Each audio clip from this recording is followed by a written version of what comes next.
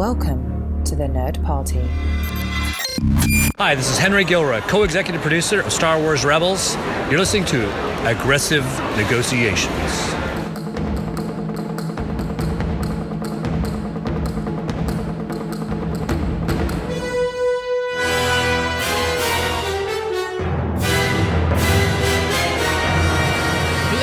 Welcome to Aggressive Negotiations, coming at you from Ord Mandel, just chilling here at an outside cafe with my good friend and fellow Jedi Master, John Mills. Yeah. Kind of keeping an eye around the corner here if we're on Ord Mantell. Couldn't we have met at a Broa Sky or something like that? You know? I don't know. I mean, it's not my fault the council set us here, so... It was a strict misunderstanding. I'm pretty sure they meant to send us someplace else. I'm a little sketchy about this. Well, I'm really glad that we are able to come to you here for another episode of Aggressive Negotiations. And man, I'm excited. We've got some fun stuff to talk about tonight, John. But before we do that, really want to say a huge thank you to everybody who helped us out over on Apple Podcasts as we did our review contest, which we had so much fun doing, and really appreciate everybody doing that. You know what, though? We can always use more star ratings and reviews to help out the show. So find us over on Apple Podcast. Subscribe to the show. Also, make sure that you do give us a star rating and review. And when you do, we will thank you profusely on the show and read out what you have to say. You can also find us all over the place on social media, and there you should be following us. You should be liking us. So a couple places to follow us. Over on Twitter, you got @JoinNerdParty, which is the entire network's account. And you've also got @TheJediMasters, which is the show account. So both of those places you should be following. And then you should like us over on Facebook at facebook.com/TheNerdParty, where we post all the shows. You can see everything that's going on in the Nerd Party. You can converse with other listeners of the show and, of course, hosts. John and I love talking to anybody who talks about the shows with us. We post the show there. You can comment under it, and we'll comment back about what we talked about. It's always so much fun. And then, of course, last but not least, you can find thenerdparty.com, and over there, you can send us an email if you'd like at thenerdparty.com/contact. Choose a show, choose Aggressive Negotiations, and that comes to John and I, so we can talk to you that way. But John... Yeah. When I said we got something fun to talk about, I really did mean fun. And yes. They have started, not too long ago, a new Darth Vader series, which is taking place comics-wise. And it's actually in the timeline right after, like legitimately right after Episode 3. And so we are getting to see Vader at a very formative time, very similar in a lot of ways, I think, to the Dark Lord Rising book, that same time period. Yes. Which is to me, if you're going to do Darth Vader, this is the time period that I really want to see what happens, because this is the time, I think, where the turmoil inside of Vader is at its peak. And what I love, I have to say, about these first 5 issues that they do, that we're going to cover tonight, that really comes through. Like the turmoil of everything that's happened to him, it's no wonder that he just keeps lashing out at people all over the place. Yeah, I mean, this is definitely the most dramatic time period, I think, for Vader. I mean, with the exception of Episode 3, obviously that's a pretty dramatic time, and traumatic. But I think that examining the aftermath, there are a couple of specific time periods, and moments in Vader's life that I think have always captured people's imaginations. And in the 1990s, it was the constant retelling of his search for Luke between Star Wars and Empire. Vader's Quest was the comic book. I think Dark Horse was still the imprint at the time. And you had short stories. You had all of these things that were covering that and sort of like reforming that as understandings changed. I think that this series is really interesting because it takes a time period that we visited with James Luceno's book and redoes it in a way that is, it's almost one of those things where if you're going to redo a story that's already been told, essentially, in the EU, I think this is the way to do it because it falls very much still in line with our understanding of episode 3.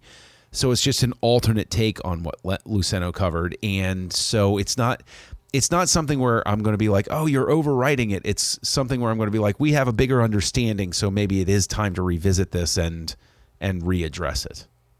Yeah, I think you're absolutely right. And one of the things that I love about doing this is that the whole thrust of this first 5 books in this comic series is Palpatine sending Vader on the mission to find his lightsaber and teaching him what it means to be a Sith and to create your lightsaber and how that is done. And I really, really like that opportunity to tell this story now after all that we have learned, through the Ahsoka book about the idea of, bleeding the lightsaber crystal and what that means. And actually getting to see that process by the end of this was phenomenal. But I have to ask you, we start here at the beginning in this first issue, and it's when, Vader is just being born, and it's the whole, no. And we see something that wasn't in the film where Vader throws Emperor Palpatine up against the wall. And I kind of like that his Force Blast is so massive that it caught Palpatine unawares. I thought that was kind of a nice touch. I agree it's a nice touch. I like the idea, too, that the way the panels build is it does build. It's like Vader's anger just keeps going and going and going, and he can't control it. And it sort of changes a little bit of the perception of, in the end of the novelization, where they address why isn't the Emperor thrown around, and it's, he could detect the Emperor, but he wasn't going to throw anything at him, or like, I forget specifically why, but they had Stover had a line in there saying why he didn't hit the Emperor with it. But I do like the fact that he just eventually got so out of control, he was lashing out at every last thing in that room. What I like even more about it is that the Emperor not just is caught unawares, but takes control of the situation again and asks Vader specifically, do you want to get this under control, or do you want to die right now? And I've always said that it's a very interesting twist, that it would be so understandable if Anakin gave up. He wakes up and he says, "Oh, I can't even go on anymore." But here it shows again. I think it even adds another layer to the whole question of whether he was truly doing it for Padme or not, or was Padme his excuse to go down this path that he kind of wanted to go down anyway because he was obsessed with power. And I honestly think his answer here, that he just wants to keep on living with this. I think that adds a potential interpretation there, that he's maybe coming to realize that it wasn't just about Padme that was driving him down that path, that he gave himself a reason to go down that path. I think that's really good because, we'll be jumping around to all 5 parts of this. So, if you haven't read it, we're going to be spoiling it rotten. But I think that what you're saying is supported by the end where he is trying to turn the lightsaber crystal. Mm-hmm. And it shows him a possible future where he gives in to the good side. Yes. And he squelches that. And that is where he pours all of his rage and hatred into it and is able to bleed it. And we see him mourning Padme at that moment. We see him returning to Obi-Wan after he's killed the Emperor and taking his helmet off, and almost like this penance, of you were right, I was wrong. It's really beautiful, and then it's heartbreaking, of course, when he just obviously he's not going to do that. But the fact that he has that chance there. I think this book here shows more than anything what you're saying, which is Vader can't deal. I don't think Anakin can deal with the decision that he did make. And so his only recourse is to just give in to the hatred and allow it to completely consume him, because it's the only thing that keeps those kind of thoughts at bay. If he keeps feeding the hatred, he can keep that good side of himself. I didn't get real spiritual for a second. It's when you squelch the Holy Spirit, right? And it stops talking to you after a while. You see what I'm saying? I do see what you're saying, and I like your thought. I think that there, and I hinge very much on what else you were saying, which was he makes the choice to be consumed with rage so that he doesn't have to think about it. Yeah. It's a lot easier to be angry about things than to try to figure them out and make them right again or admit fault. Sometimes it's just easier to be angry all the time. Right. And I mean, it's not like we're going to get Darth Vader on the couch talking about his feelings. Right. Exactly. And as part of that with vision, the Emperor, tell me how you feel. Right. Well, and that was something actually in Luceno's book in Dark Lord Rising, where he, he's kind of pouty at first. Yeah. And the Emperor actually has enough of it and is like, well, he basically says, he's like, get over it, man. Come on. You won. Now let's go do our thing. That doesn't happen here in this book. But during that last temptation of Darth Vader, where the crystal shows him, a different path, not only does he take his helmet off and kneel before Obi-Wan, he asks him to end it. Yeah. Says, please make this end.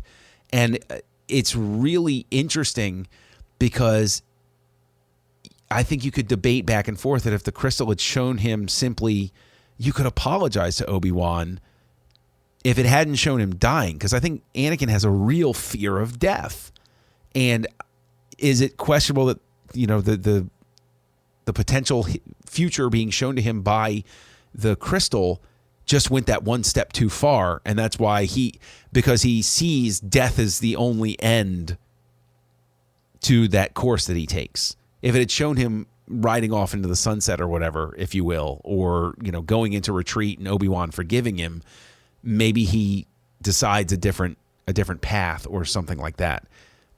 No idea, but this I think is the testament to the very storyline.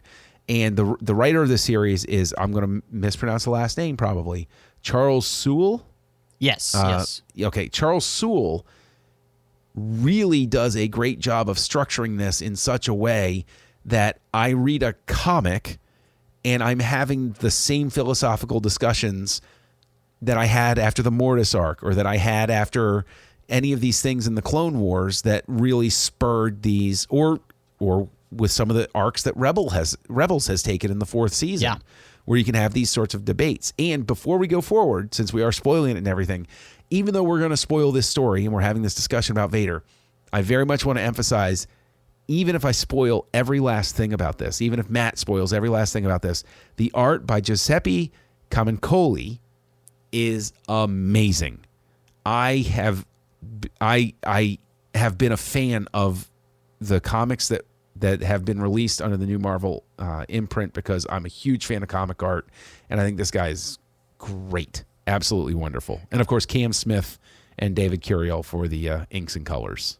Yeah, no, I agree with you. I really did enjoy the art here, and I liked the stylization to it, because especially, when Vader is fighting people and he doesn't have a lightsaber, like when he's taking on those clones at that repository for Jedi artifacts and stuff that they've been boxing up, which they're kind of pissed about. And then they also drop in that hint that the last group of clones is being trained, and that's it. Yeah. There will be no more clones, and they're like, well, who's going to protect the Empire now? Which I thought that was really nice. And so that's the other thing I think that Sewell does here too. He drops all of these things in this area that are just so well done and make so much sense for us to be talking about, like the idea of clones talking about how they're the last ones, or Palpatine rounding up all of these Jedi artifacts because he doesn't want them out there, and I'm sure too he wants to see if there's any way to exploit them as well. So that was really cool. It also leads to my question then in my brain, like, did Palpatine destroy all of these Jedi artifacts, or does he keep them hidden? Where did they go? Did Luke find any of them, after Return of the Jedi?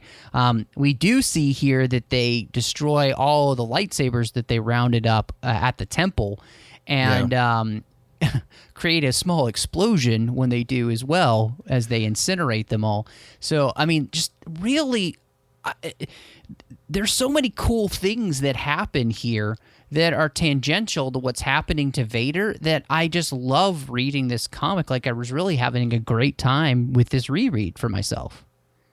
Yeah, and this was my first time reading it, and I regret not having read it before. And even, you talk about how they have the big, pseudo-fascist ceremony with Mas Amedda. I like the fact that they really have been holding on to, because Mas Amedda has always been one of my favorite little side characters. I love the fact that all of these stories seem to drive home that he remains the Emperor's mouthpiece. He's the mouth of Sauron, as it were. Yes. I really like that a lot. And when they destroy those lightsabers, just even having that little shot of him throwing Yoda's on last and being able to recognize it as Yoda's saber. But with what we know about kyber crystals, the explosion makes sense. But do you think they later harvested those kyber crystals? Because aren't they basically indestructible? Yeah, it did make me wonder, honestly, what Palpatine does with all those crystals. If he uses them for research or probing, as, he says later to Vader, kyber crystals are alive in their own way, and that they can feel pain, and so obviously incinerating them does not feel good. And yeah, absolutely, I feel like Palpatine has nefarious purposes for those lightsaber crystals in some way, shape, or form. So here's a question for you, and I'll put this idea out there free of charge for the world, because as we're sitting here talking about this, since these crystals are small, we know they're not going to be put in the Death Star or anything like that, because the Death Star, they're looking for larger crystals. They're mining large crystals, right? Wouldn't it be so cool if they pursued this line of thought and developed guns, weapons that use the kyber crystals, and so basically the blaster bolts became unstoppable?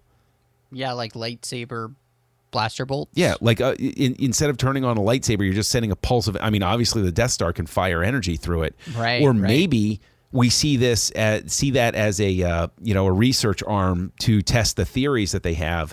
I mean, I would actually love to see a whole little comic book series where they start doing that, and they're like, oh, okay, maybe we put these in guns and we can have it unstoppable, and the guns explode and kill people and stuff like that, and they're like, oh, that's a lot of power. We're gonna need, and wouldn't it be so cool to I think that would be neat to have a story like that. I was kind of thinking along the lines of the research that we saw in the Plagueis book of him that he did.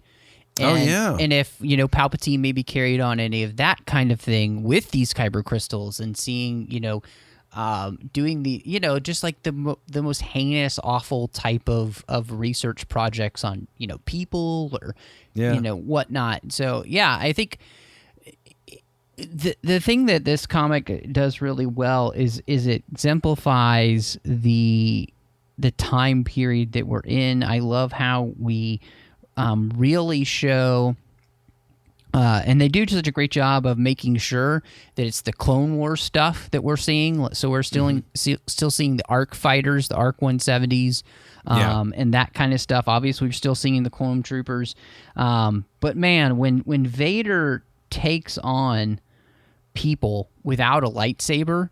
Mm-hmm. And he's just like throwing things at people, and it's a force of nature. Like it reminds me of that moment, obviously, in Rogue One, and except this is even worse. Like if you thought that was bad, Vader without a lightsaber is actually worse.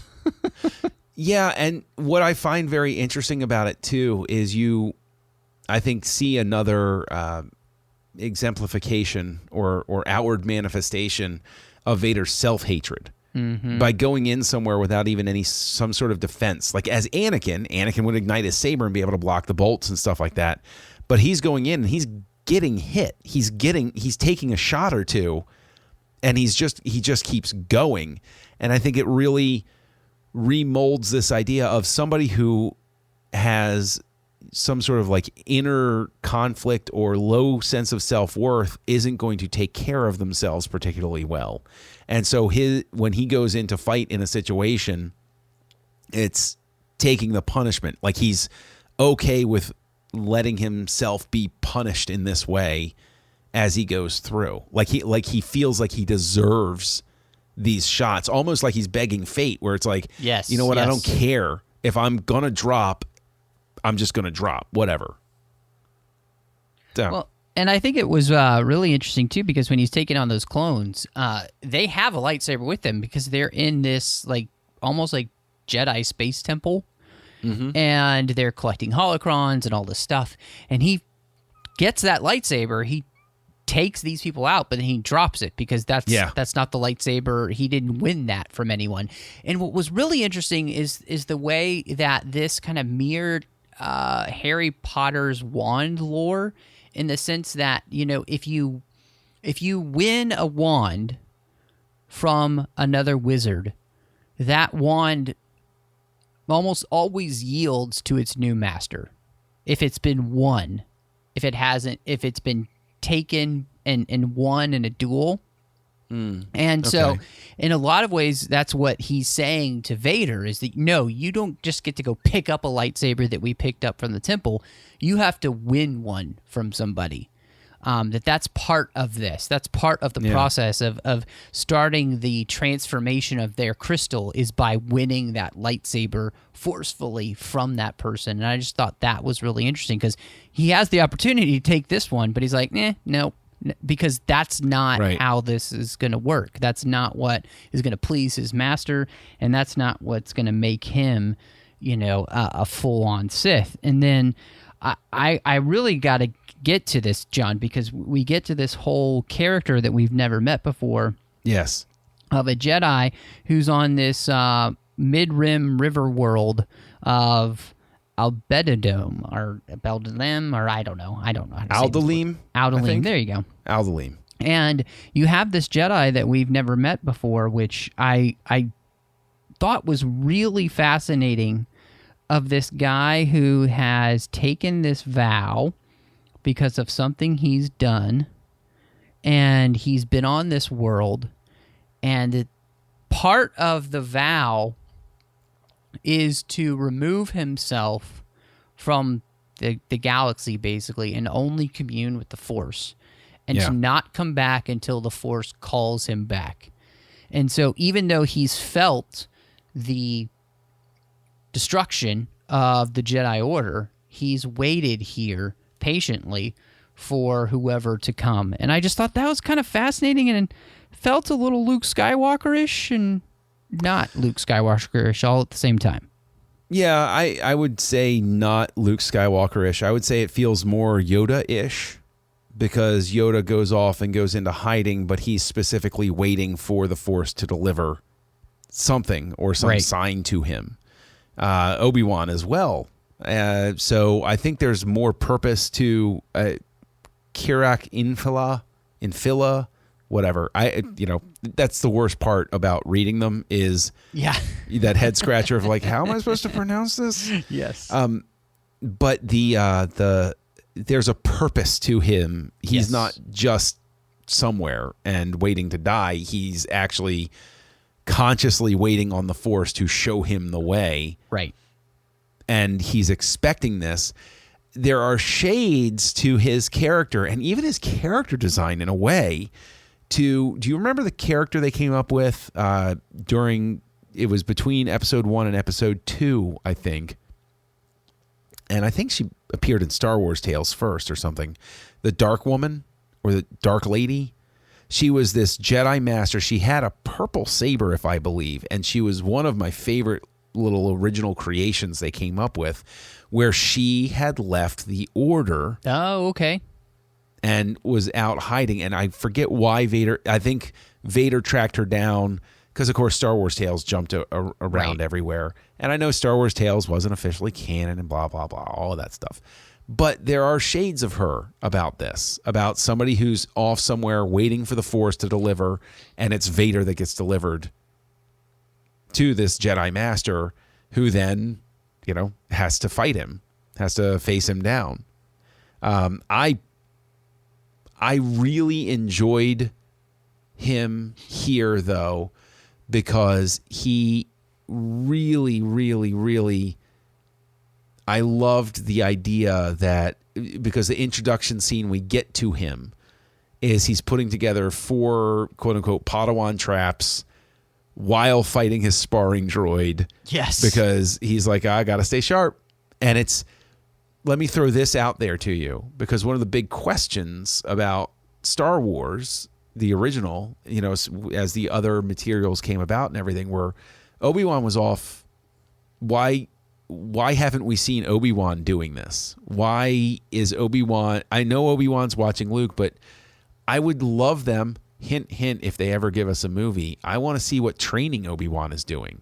And is it simply a matter of, because I've always contended that Obi-Wan's he's rusty. It's just, a question of time.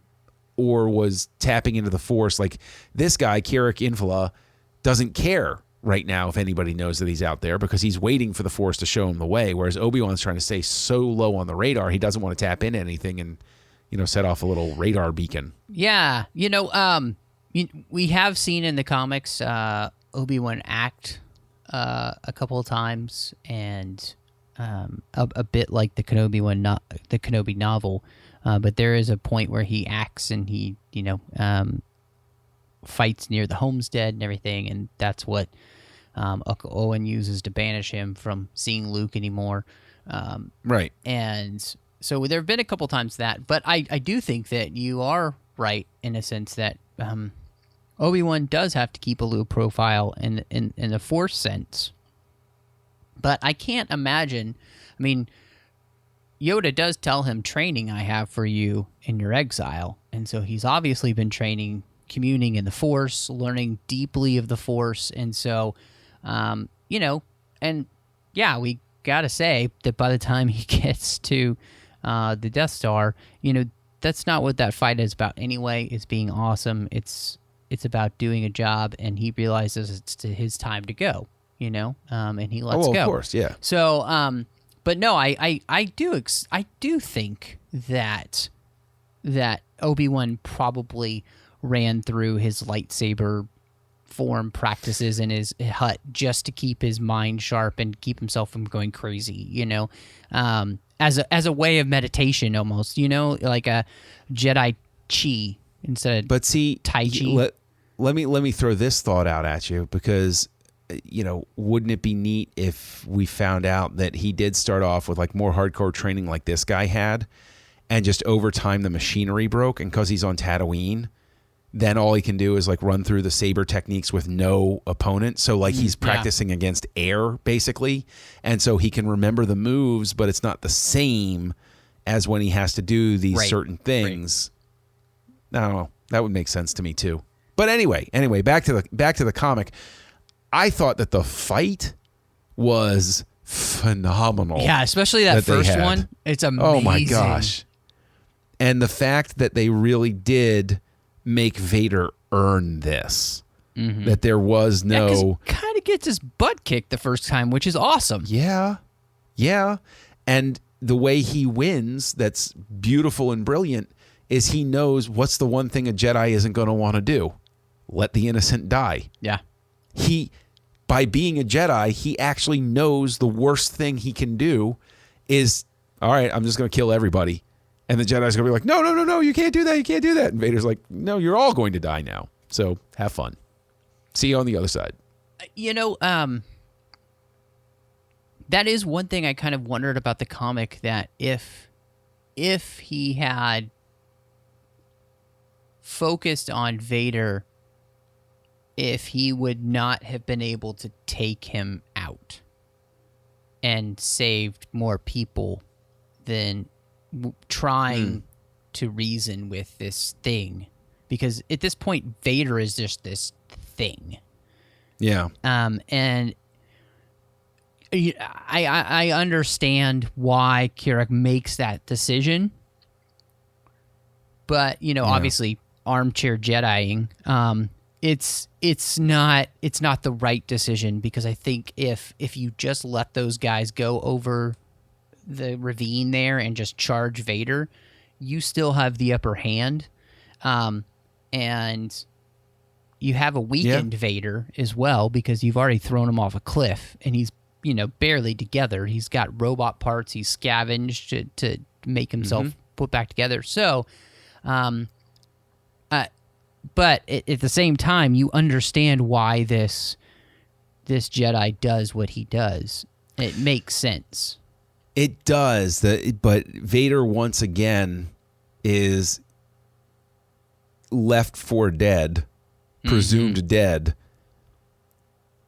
And I think it really drives home, because that's what I still have this argument, back and forth with people about, well, why didn't Obi-Wan go down and just cut him in half? And I'm always replying, he cut off 3 of his limbs and watched him catch on fire. I think it was a fair call for him to say, oh man, he's dead. Yeah. Well, and I, what I love about that, and this is a little bit of a tangent, but it also shows, and I think that we see Lucas had kind of set up this idea that people can survive really traumatic bodily injury with enough rage through the Force, and that sets up Darth Maul's return. Yeah, he's cut in half, but the Force, the rage and hatred allows him to survive. You know what this leads to the possibility of, and I'd be open to a comic with it, of Mace Windu turning to the dark side after the fall, being consumed with hatred and anger, and that's how he lives. They don't detect him as a Jedi, and he just goes, like, wouldn't that be pretty just goes awesome? On a murderous rampage. Because the thing is, for the longest time, I railed against the idea of Mace Windu being alive, saying, no way, he fell out of there, his arm was cut off, and there's a host on this network who's very critical of the idea of Darth Maul coming back to life at all. But if I'm going to allow for that, and the tremendous story arc that allowed for, why not have Vader have to go down and find out that Mace Windu is somehow miraculously still alive and half robot or something like that, and have to face him down, and Windu saying, oh, I'm not a Jedi anymore, but I'm sure glad you're here, Anakin, and have, and have him say, we're going to do this my way now. You're not sneaking up and you're not cutting off my hand. We are going to have this out the way I want to do this, and that is a rematch that I would like to see, quite frankly. Yeah. And I would pretty much just love to see, Anakin get ripped up and, really hurt, but, be able to obviously take him out, but that it costs him dearly, like maybe that's when he gets like, because you got the suit he gets here in episode 3, so maybe it's when he kind of gets the next iteration of the suit, and I just think that to me, I'm right there with you. It would be super cool. Here's a great tie in that you could do as he goes and he does all of this stuff, and he loses more of his real self. He loses like his arm at the shoulder and make it his right arm, so that there's even more explanation. Not that it needs more explanation, but it even creates an extra layer when Luke tags him on that arm for him to be super mad about it. Like, no, not again. I don't know. I think, but see, this is, again, getting back to, this is what's beautiful, is this is issues 1 through 5 of this series. And look what it's done to us. This is comic book tie-in stuff at its finest level. And I cannot compliment the writing enough with this series so far. This is exactly the type of thing I'm looking for. I'm not looking for just repetitive stories or stuff that, yes, this tells the story of Vader's first saber, but I'm interested in that. And I'm interested in, I've been a hard sell on the whole saber bleeding thing. Right. I'm finally completely won over here. Do you think that's because I wanted to ask you about that specifically because I was kind of looking through those panels, and do you think it's because of when they're showing it here? They have 2 huge splash pages, 2 of them. So basically it's 4 pages of what it takes for Vader to finally bleed this crystal. Yeah. And it is, I mean, it's epic art. Like, it's just gorgeous stuff. It is. And not only that, but, I mean, they're also tying it into Rogue One about where Vader is going to build his castle because he's sent to Mustafar when, before he bleeds the crystal. The Emperor says, I had this droid tell the ship once you got your crystal to take you here, and here at your biggest defeat, you will organize yourself into the first Darth Vader, and right. He says, you go here too, because it also has there's a very strong sense of the dark side here on Mustafar, and there you will be able to, with that power, turn this crystal. And I really liked how this all plays together to create a really cohesive whole with all the different parts of the Star Wars lore that they're pulling from. It's kind of, like you said, it's a masterful job of tie-in work. Like, this is what we want this is what we hope for every book or every comic that we read that is supposed to be canon now and ties in. This is what we're hoping for. Yes. And I think it even adds the layer to the castle of, I think a lot of us said, oh, that's cold. The Emperor had him put his castle there, and his castle reminds him of his pain and everything like that. But thanks to this arc, Vader's castle now represents, I won. I overcame. Yep. It becomes a positive symbol, if anything. And I think that's pretty awesome. Yeah, I mean, it's the darkest version of taking lemons and making lemonade. Yes, right. Yes. Sith juice. Yes. Yes. That's what he's floating in Rogue One. But yeah, I mean, I don't know. If you had a rating for this, like, what do you think for issues 1 through 5? I think this arc is called The Chosen One. So, wow, I mean, that's tough. I'm not used to having a rating scale for comics, but I'm going to have to say, honestly, with the way everything lines up, issues 1 through 5, I'm giving 5 Kyber crystals. Like, this knocked it out of the park. I seriously, this has shades of the early Marvel stuff. It feels a little bit Brian Daly. It feels a little bit Clone Wars. It feels a little bit everything. And I just keep going back to the art's fantastic, but above all else, the writing nails it. Absolutely gets it right. Yeah, I'm right there with you. Like, I think that 100% this is a fantastic arc, and it's what I'd hoped for from the original Darth Vader series. And that series was set a little bit later in the timeline, and this is what I wanted. And so I'm really thankful that they went back to this time period to explore it. I think Charles Soule has done some of his best work here. I really enjoy the writing.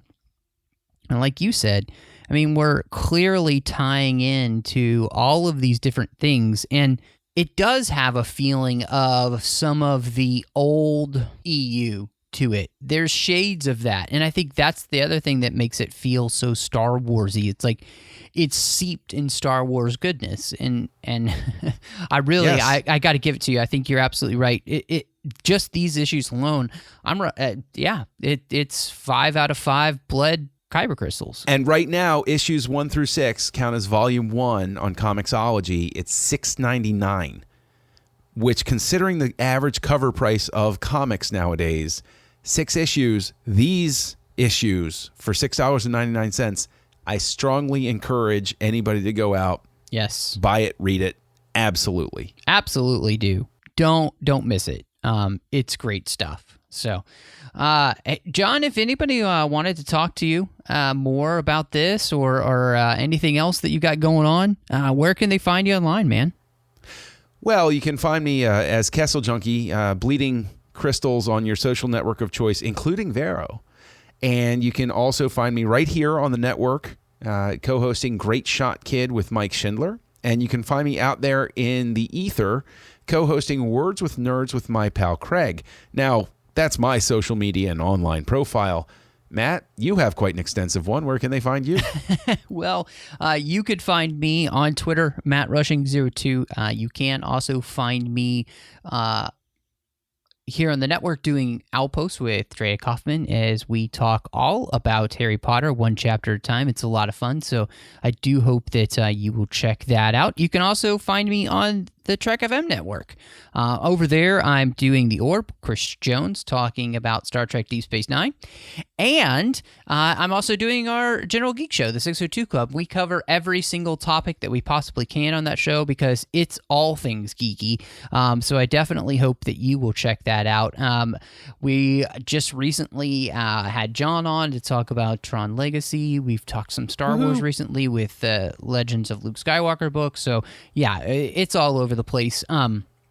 You can also find me doing a show with my friend Courtney called Cinema Stories, and that's where we talk all about films through the lens of faith. And you can find all the shows I do and all the shows that John does anywhere you get your podcasts. But John, I think there's only one thing left to say. I kind of think it's time to close negotiations. Matt, negotiations are closed.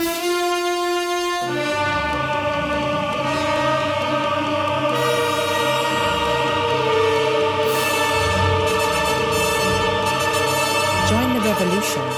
Join the Nerd Party.